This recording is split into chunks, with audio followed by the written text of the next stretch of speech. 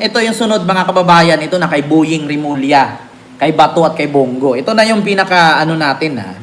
Ito, mga kababayan. Naku po, mga kababayan, nagbabala na po ang DOJ.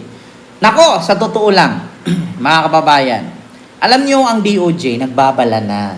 Ano nga ba ang pagbabala ng DOJ? Hala, mga kababayan, ito po kasi yan. Ito yan. Basahin ko lang ha. Sabi ng DOJ, sa Pilipinas Today, ayan o, si Bato, si Bongo, si Bato, si Boying.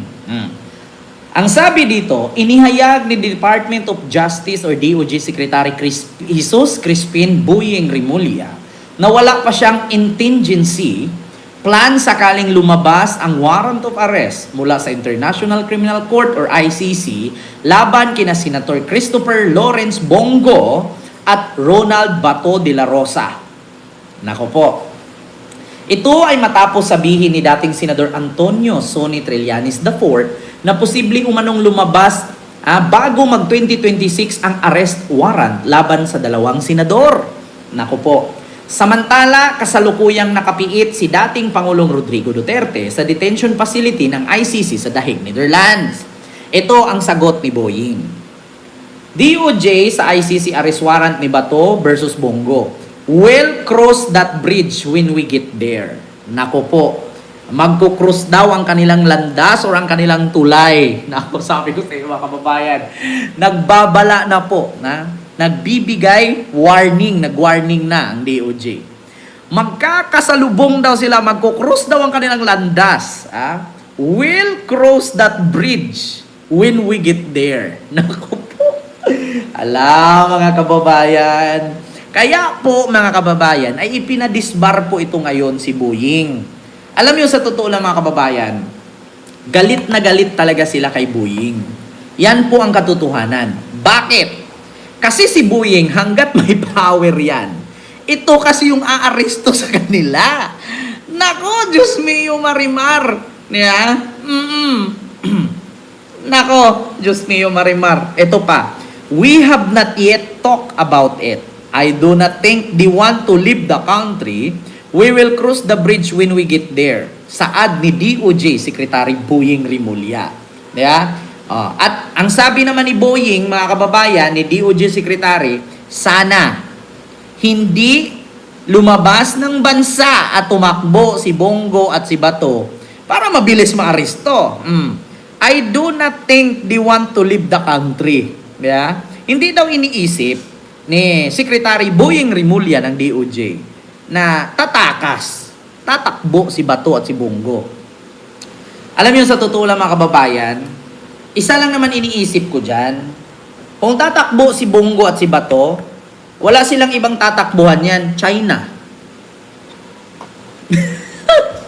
Di ba? Or else, baka gayahin nila si Juma Season. Pupunta ng ibang bansa, magsik ng asylum. Di ba? Hindi nga natin sure. Ito ano lang, in my point of view. Hindi nga natin sure, baka yung mga yan ngayon, na mga kakasuhan, yung may mga warrant. Baka nagtatry na yan doon magdudual citizenship, di ba? Baka nga nag-a-apply na ng asylum yan, padahan-dahan eh. Di ba? Kaya nga mga kababayan, tinik sa kanila si Boying Rimulya. Sana nga daw, hindi daw iniisip ni Boying na tatakas at lalabas ng bansa yung dalawa. Wala daw sa isip ngayon. Sana nga. Ang tanong, mga kababayan, kung papakinggan ninyo si Bongo o si Bato, ito sa ano tayo? Anong sabi ni Bato? Bato sa warrant. Ito, warrant ICC. Hinamon si Trillanes. Ito, pakinggan ninyo mga kababayan. By June or July. Go ahead, make my day, Mr. Trillanes! Biyan mo! Sige ka lang, ngak dyan ng ICC. Sige! Go ahead! Kahit sumama ka pa, mag-serve ng warrant. Sumama ka, ikaw mismo magpusa sa akin. Sir, wala akong concern na by June or July. Go ahead, make my day, Mr. Trillanes! Biyan mo! Sige ka lang ngak dyan ng ICC. Sige! Go ahead! CC arrest warrant para kay Senador Bongo at Senador Bato de la Rosa. Paano ho ba nyo nakukuha yung mga information? Dahil isa po tayo sa unang nag-file ng communication sa ICC, Patay. meron na po akong ugnayan sa kanila since 2017. Nako, ayan na ha. Sa totoo lang mga kababayan, saan ba kayo maniwala? Siyempre kay Trillanes. Bakit? Si Trillanes ang claim, ang ano eh. Yan, nag-file doon. So may ugnayan siya. So siyempre, aalamin ni Trillanes to. So kumusta na po yung aking complaint dyan? Kumusta na po yung aking final na kaso? So ano na po yung balita? At take note mga kababayan, si Trillanes nasa Dahig. Ngayon, may inasikaso. So, baka pag uwi ni Trillanes sa Pilipinas, nako. Sabi ko nga sa inyo, sabi ni Trillanes noon, mga kababayan, lalabas ang warrant. Hindi tatagal. So, hindi na ninyo alam mga DDS. Di ba? Hindi na niniwala yung mga DDS. Walang katotohanan yan. Hindi totoo yan. Huwag kayong maniwala dyan. Yan ang sabi. Ending mga kababayan.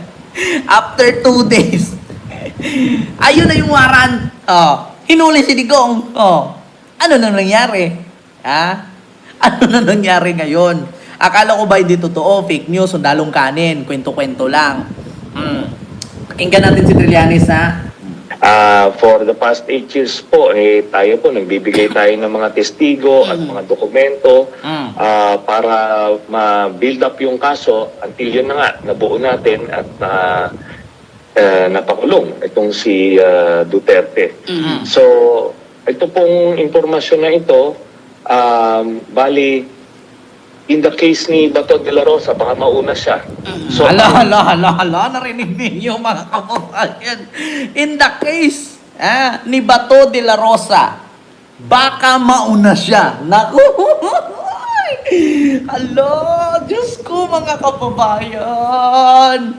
Balita ko pa naman, yung ICC iba na sa Pasay. Hala! Ulitin natin. Na? In the case ni ni Bato de la Rosa, baka mauna siya. Itong informasyon na ito, bali, in the case ni Bato de la Rosa, baka mauna siya. Hala! So, ang latest is early next year. Yun. Bato! At ang sabi pa naman ni Attorney Attorney Cristina Conte, dito daw sa Pilipinas, yung batas natin, kapag halimbawa, grupo kayong gumawa ng krimen, grupo kayo, sabay-sabay kayong iwaran. Doon daw sa Europe, hindi. Bawat isa sa inyo, kanya-kanyang warrant. Kanya-kanya. Bakit? Kasi dito sa Pilipinas, mga kababayan, ang ating batas, halimbawa, si Bato, si Bongo, si Digong, si Garma, sino pa, yung lahat ng sangkot, ang kaso sa kanila, pari-pareho. Hindi daw. Doon daw sa Europe, kung sino yung pinaka-mastermind, medyo mabigat-bigat. Sino yung pangalawa, medyo mabigat. Sino yung pangatlo, mabigat na lang. At yung pang-apat, medyo hindi na masyadong mabigat. Ganun pala ang rule doon. Kung sino yung pinakapuno, siya yung pinaka-managot. Di ba? Oo. Iba pala sa Europe, Ma'am Zoe. Nako, si Bato. Diyos ko, pangalawa si Bato. Nako po. Baka daw mauna. Huli daw pangatlo na daw si Bongo. Nako. Iba kasi yung doon lalabas. Kung hindi, maaring lumabas before the year ends, pero just to be sure, mga before February next year, I see. yung kay Bato. Opo. Yung kay Bongo, baka around that time also. Okay. Senador, balikan CC arrest warrant para kay Senador Bongo Kita ninyo? at Is early next year. So kung naalala ninyo mga kababayan, si Digong, yan din ang sabi ni Trillanes noon. Either February next year. So, si Digong hinuli 2025 March. Mga kababayan. So, March hinuli si Digong, sinabi ni Trillanes yan, November 2024. So, November nagsabi si Trillanes, so December, January, February, March. Pagkatapos nung sinabi niya ng November, after 4 months, hinuli si Digong. So ngayon mag-adjust tayo. Ano ngayon? September. Bilang tayo hanggang 5 buwan. September, October, November, December, January. Naku po, mga kababayan. January. Abangan nyo yan, January. Dati, 2024, si Trillanes nagsabi na si Digong daw hulihin bago mag 2025. So, ang sabi noon, November. So, November, December, January, February, March. 4 months. So, ngayon, nagsabi siya ng September. So, October, November, December, January. Naku po, mga kababayan. January yan. Bago mag-Christmas or tapos ng Christmas. Kasi kung January 12, baka, Diyos ko, hindi aabot February yan, mga kababayan. Okay kung mag-New Year pa siya. Paano kung hindi aabot ng New Year, doon siya mag-New Year? Alaka, nako, bakit kaya pinatawag si Trillanes ng ICC? Siyempre, pipirma siya dun. Ito, i-release na natin tong warrant. Kung naalala ninyo, si Digong bago hinuli, galing din siya dun. Kung naalala ninyo, si Digong bago hinuli, galing din doon si Trillanes. Diba? Kung naalala nyo noon, bago hinuli si Digong, galing din si Trillanes doon. Yeah? Ganon yun. Siyempre, paglabas ng niyan, arrest warrant, siyempre, pupunta yung complainant, pipirma yun, nasa okay ka. At isasabi ni Trillanes doon, nandito yung lugar niya. Sa tingin nyo, si Trillanes, hindi yan investigador? Magaling nag-imbestiga yan. Tignan nyo, ang dami nga niyang ebidensyang hinahawakan eh. Diba? So, alam niya na ang hirap talaga tugisin sa Pilipinas, doon niya i-final sa Netherlands. Nag-iimbestiga yan. Sa tingin ninyo, yung mga properties ni Bato, yung pwede niyang pagtaguan at pagtakbuhan, hindi iniimbestigahan ni Trillanes yan? I'm sure, iniimbestigahan niya yan. Na posible dito siya magtago, posibleng doon siya pupunta, posibleng nandito yan. Inisa-isa na yan. Iniimbestigahan na yan. Para kung sakali may plan A, plan B, plan C, kung saan siya magtago, doon siya mahuhuli. Diba? Go ahead, Mr. Trillanes. You make my day. Ngal ka lang ng puro kalangal. Ngal. Kahit sumama ka pa. Nako. Kita nyo, Yun. Iba kasi yung doon lalabas. Kung hindi, maaring lumabas before the year ends, pero just to be sure, mga before February next year. Before February. So, January nga. Bago mag-February, before February. Sabi ko nga sa inyo, ganyan din ang sinabi niya noon. Ang sabi niya, November, bago daw March, no? Bago mag-March, ilalabas na yan. Kaya nga, pagdating March, ayun, hinuli siya. Or April, alam ko, bago mag-eleksyon, sabi niya eh. Bago mag-eleksyon, mahuhuli na yan. March nga, lumabas. Nako. Kasi bago mag-eleksyon daw eh, layo-layo pa nun. March, April, May. Yan yung sabi niya. Magbilang lang kayo. Mula ngayon, 5 buwan, aresto si Bato. Kasi ganyan din nangyari dati eh. 5 buwan din mula nung sinabi niya, na-aresto si Digong. Basta nagsabi na ang DOJ na magkukrus talaga tayo sa tulay natin yan. Diyan na magbabanggaan tayo sa tulay niyan. We will cross the bridge. Yung sabi ni Remulla, ayan we'll cross that bridge when we get there. Nako, magsalubong sila sa tulay niyan. Magbanggaan sila sa tulay niyan. Magkukross yung tulay nila, yung landas nila. Pagdating dyan, halaka, Diyos mio, marimar. Nako, Diyos ko po, mga kababayans. Nako, mahirap. Nako, masakit ito, mga kababayan. Let's wait and see. Wait and see na lang, guys. Kaka-excite naman. Grabing sacrifices ni Sentry, but still, mga tao, ang sasakit ng mga sinasabi sa kanya.